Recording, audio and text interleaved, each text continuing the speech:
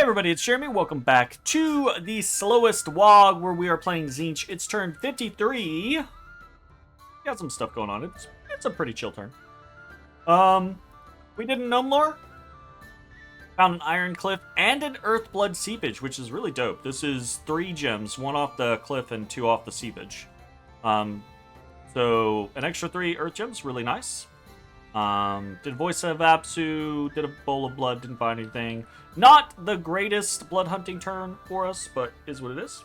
Got an assassination, only 1 assassination, somewhat surprising.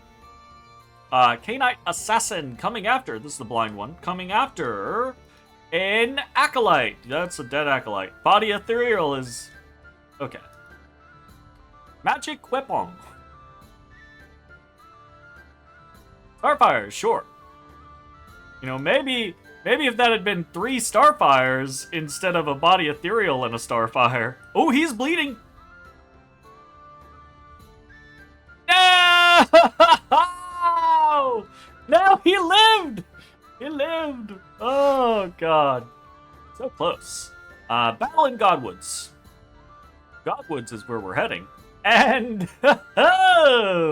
looks like Nagaron sent some stuff there. I don't know if he sent some stuff, you know, assuming that this was going to be a clash, or if he sent some stuff, you know, thinking he was gonna just push off the little party that I had there, or what. You know, there's mixed feelings here, because if this is intended to be a bait me scenario, because he's got some magic duelers here, right? So that kind of gives that idea. If that's the intent, then this is a fair amount of commitment. But at the same time, not enough to really challenge anything. Just enough to, like, you know, burn some gems and maybe cause a ruckus with some magic dueling. Which means that this is going to be a fair amount lost for him. But at the same time, if this was just to push off the... take the province back, push off the little stack that I had there, which seems more likely. I think this is appropriate, but then the magic duels stick out to me as maybe they were just, you know, insurance policies. So, we have our storm immediately up, which in hindsight is a bad scenario. We should have hidden the storm. But I'm not especially worried about it. Looks like the magic duels were successful. Unfortunate. Alright, all those ladies are coming out. All our stuff is now on the table, though. Like, this is not... We're gonna lose some stuff. Just from the magic duel and from, you know, Chaos Warhounds being the first thing in. But... like, it's, you know... not gonna be any sort of real challenge. So 154 deaths. The sorceresses were twice-born, obviously. Death Hags, not so much. That's 75 Blackheart Corsairs, which is a chunk. Some Executioners, some Witch Elves, also a chunk, right? We did lose 2 Acolytes to the Death Hags. They were not important Acolytes, so we are okay there. We lost 30 Chaos Warhounds, kind of whatever. Lost a Marauder, lost a single Screamer, our only Screamer. Gained a Corsair Captain. Hey, buddy. Just join me. I say that. Let's actually see if we can identify.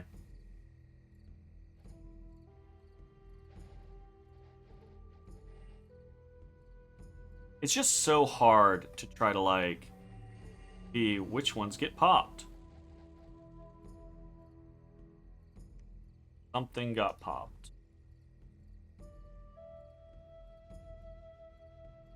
Dead and... Ooh! Hold up. That is not... Okay, so this is a replay bug then.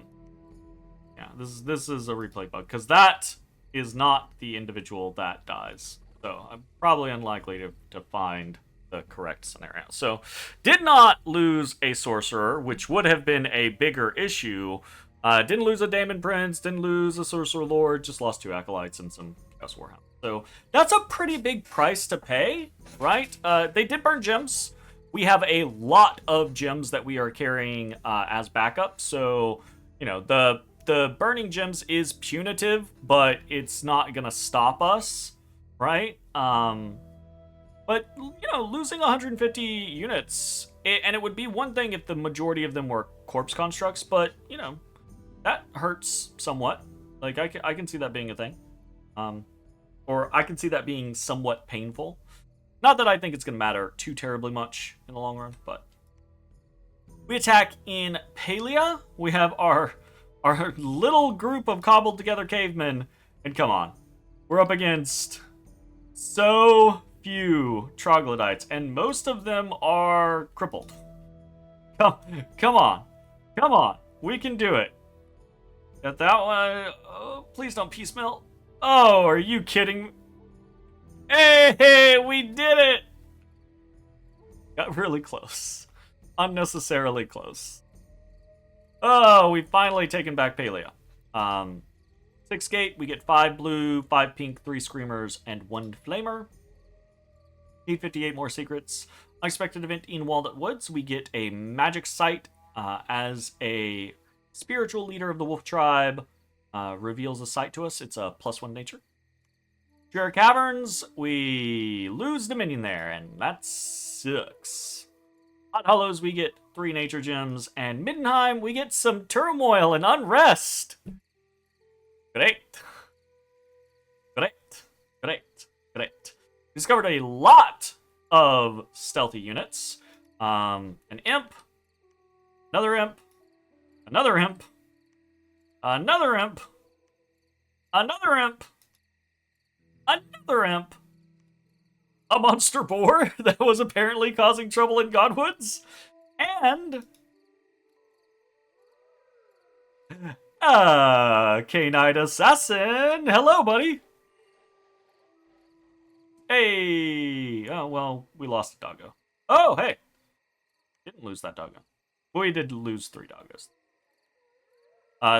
3 Chaos Warhounds, 4 K-Knight Assassin. We'll take that. We'll take that exchange any day of the week.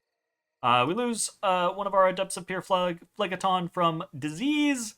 Get some promotions. And this is honestly a pretty chill turn. I say pretty chill turn as we're marching a massive army towards Nagron.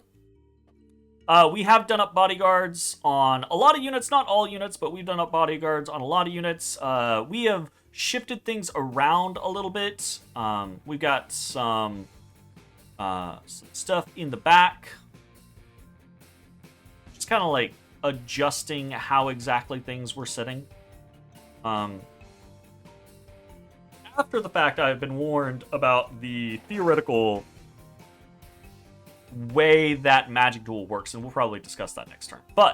Or turn after that, whenever it happens. But for now, mostly everything is just working as intended. Bunch of units, nearly 900 units. All of our stuff still firing on all cylinders. Still got the gems for everything. Still prepared for all the shenaniganry. Should be okay. So now we've just got to hope that whatever trap we're running up against is it's covered by our fucking blanket of shit. You know, that's the big thing, right? Like, what are we protected against? Are we prepared? We've got a bunch of really good defensive buffs. We got a bunch of resistance buffs. We've got poison resistance. We've got relief so that, hopefully we don't get fatigue played. Along with cold resistance for the additional, or cold and heat resistance for the additional fatigue play. It's just a lot of stuff. So hopefully this is going to be just an overwhelming brute force victory off of the sheer number of units that we have, and the amount of research advantage that we have. That's the goal. That's the hope. That's the desire. And hopefully we don't immediately lose half of our fucking commanders to seductions and assassinations, and that's the real sketchy part. We're also attacking into High Ocean. No other attacks this turn. We're really, focusing where we're going on this. Got a couple of movements backing up the force, making sure we hold on to Godwood. Sending 2 Daemon Princes over into Walnut Woods on patrol as we kind of try to make sure no Cainite assassins are doing sneaky shit in our backline. Other stuff, another Sorcerer Lord, a bunch more Chosen Knights, more Acolytes in some places, more Cultists in other places. Continuing to finish out Voice of Apsu, Gnome Lord, doing Bowls of Blood, doing some Rings of Water Breathing, because we potentially want to go underwater in high oceans and or blue water again, with, the intended caveats of not sticking around. Other things, we are sending out our first Bloodthorn, because we're not committing to going further into blood at the moment, so we're just going to use our income to make more blood boosters. So, sending out our first Bloodthorn, gonna make more Bloodthorns because we don't need our Ring of Wizardry for anything else at the moment. So continuing that. Sitting on our fire gems at the moment. This is because potentially I plan on doing some Spawn Cavalcade, but also we are transporting a lot of gems. And I want to make sure that we don't, just randomly pop off with no gems or not being able to do something that we want on the next turn. I think that's probably pretty much it. Kind of a really chill turn. We'll finish Thom 7 this turn. We'll be pretty well into Thom 8. Thom 8 should only take us another 2 turns. Thom 7, we're not getting a crazy amount out of. We do have some options, right? But we're not getting a crazy amount out of. Really, we're trying to go hard for Thom 8. And there's 2.5 main reasons that we're going for Thom 8. So one reason is Battle Fortune, which will be a very nice quiver in our, or arrow in our quiver. And the half reason is really that getting Thom 8 puts us next to Dreamwild Legion, which also, gonna be very easy for us to deploy, and is just Battle Fortune plus. I don't know if we're gonna go that far, though. The real reason that we want Thom 8 is Astral Travel. We're starting to get to the point in the game where I am concerned, not necessarily about wars, not necessarily about fighting people. I feel okay about, what our strength is relative to other people's strength, and that whole kind of shebang.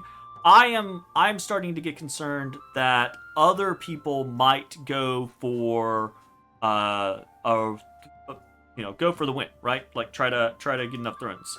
And when I say other people, really I mean Khorne and or Karaz-a-Karak, right? To a lesser extent, Bretonnia and Itza are in there, but not as much. I don't think they're poised for that kind of concept. But you never know, right? Like people have a lot of different tools, and you can force a lot of different strategies and go for a lot of different shit, right? Like Bretonnia has the Throne of Air, for example. They've got a bunch of Windmasters. Shit out 500 Windmaster. Okay, obviously not 500 Windmasters. Shit out a lot of Windmasters and other things that can Cloud Trapeze or Astral Travel. I think Bretonnia has a fair number of air mages anyways, don't they? Oh, maybe not. Well, could be air. Could be air, but not really high air, so then again, maybe not.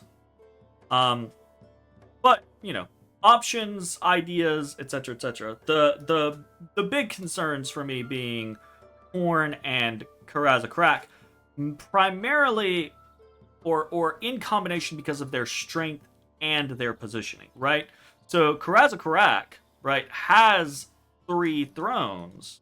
They're right next to a 4th. I feel secure on our thrones, but they are pretty close to one of them. And it wouldn't be a difficult concept. They're down over here. It wouldn't be a difficult concept to go for this throne. So kind of worried about that. And then the way that Khorne is set up, they also have 3 thrones. And again, it's that kind of scenario of with some concentrated thrusts, they could make their way towards 3 other thrones pretty rapidly, I think.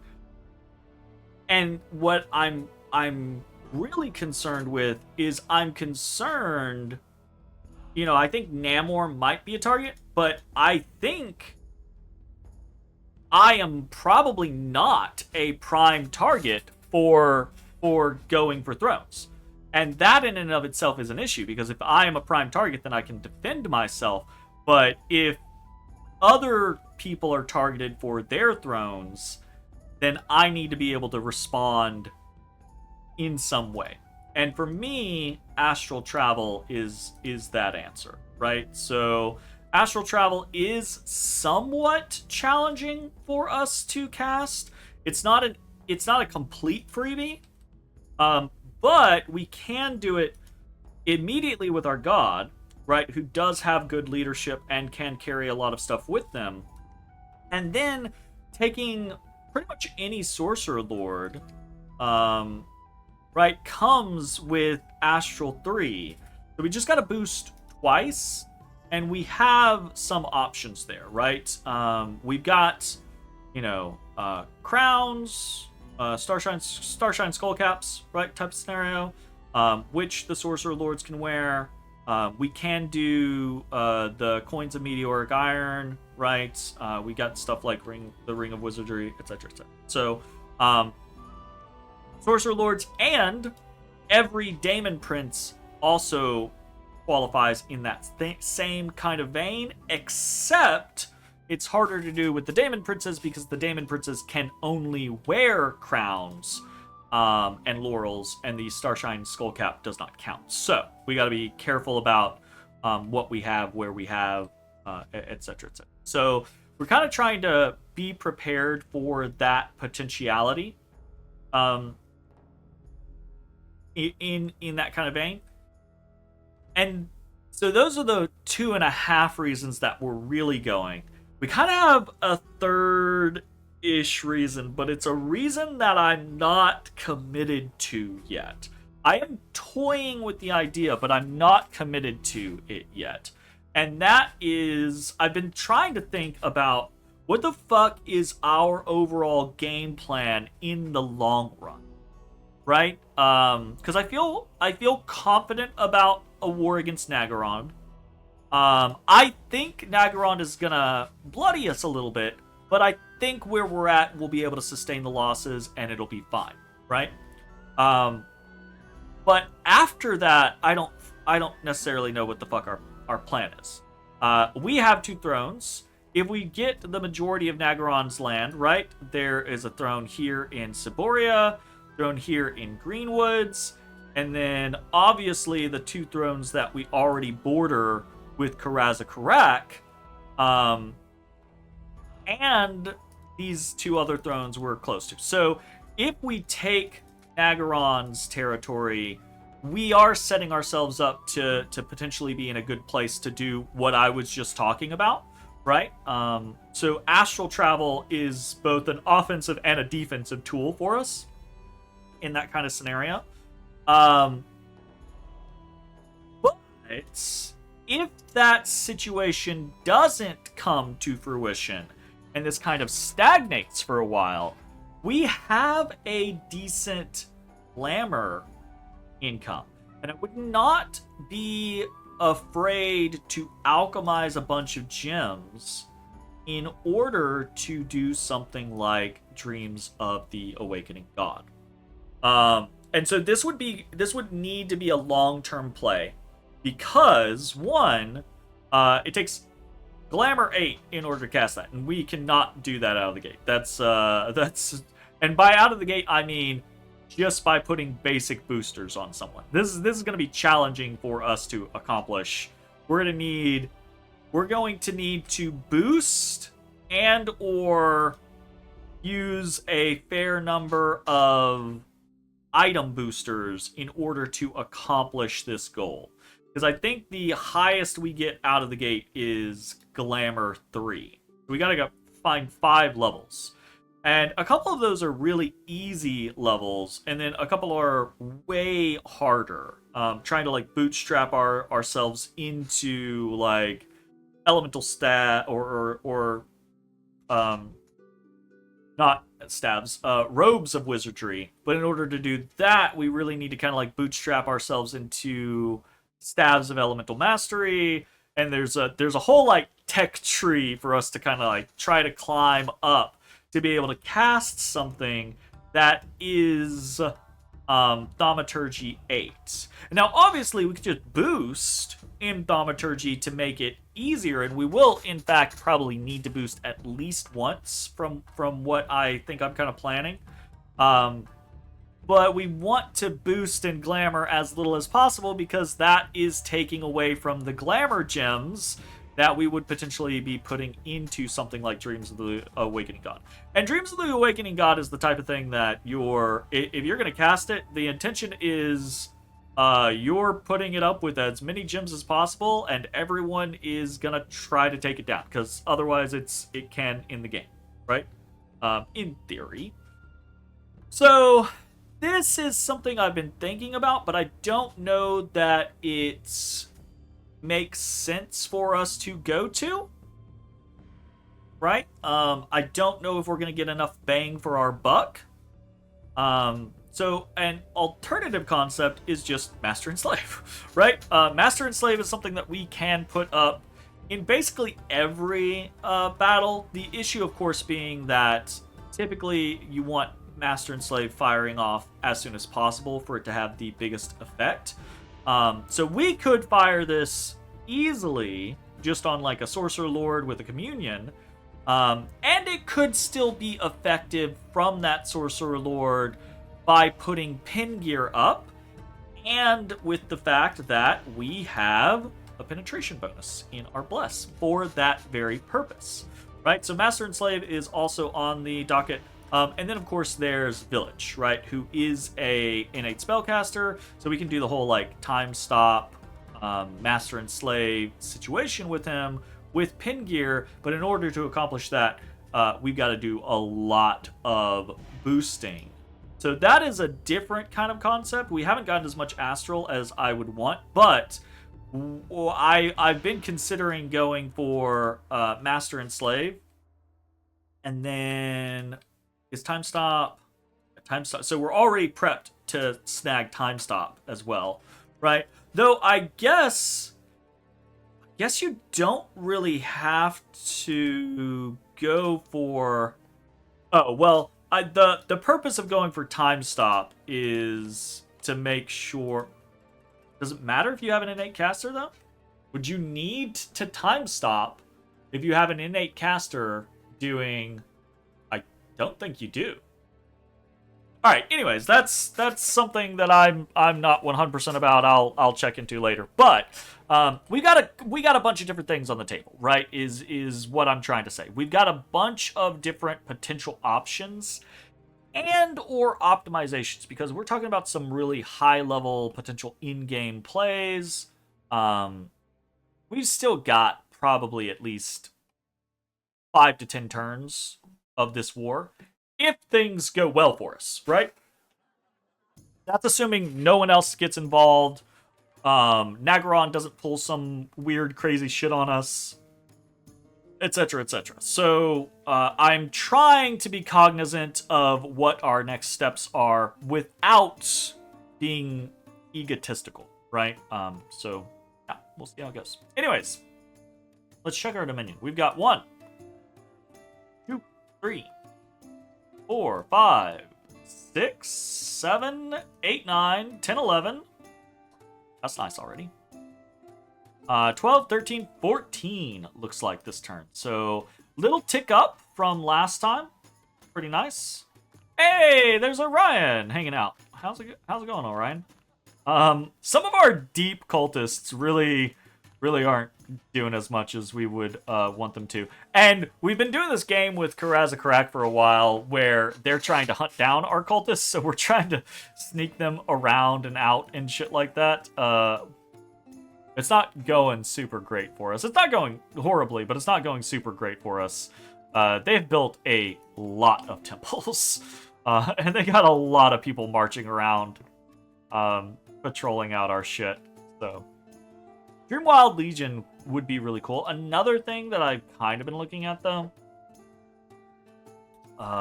is... And so, interestingly, Celestial Rainbow is actually easier for us to do in the long run than the Dreamwild Legion is. And I really want to play a multiplayer game, not just a single-player game. Really want to play a multiplayer game where I put up Celestial Rainbow, and just have the whole, like, luck... and then dome protection situation, but you know, maybe we try to go for something like that. We got a lot of irons in the fire, a lot of possibilities. We also have other things that we just want to optimize, right? Like going higher in conjuration and getting better nature casters, right? You know, some better earth casters, better just casters in general in a lot of instances, right? But yeah, anyways, that's it. I'm just kind of carrying on. Hopefully things go well next turn. Cross your fingers. We'll see you next time. Bye-bye, everybody. Hey, everybody. Thanks for watching.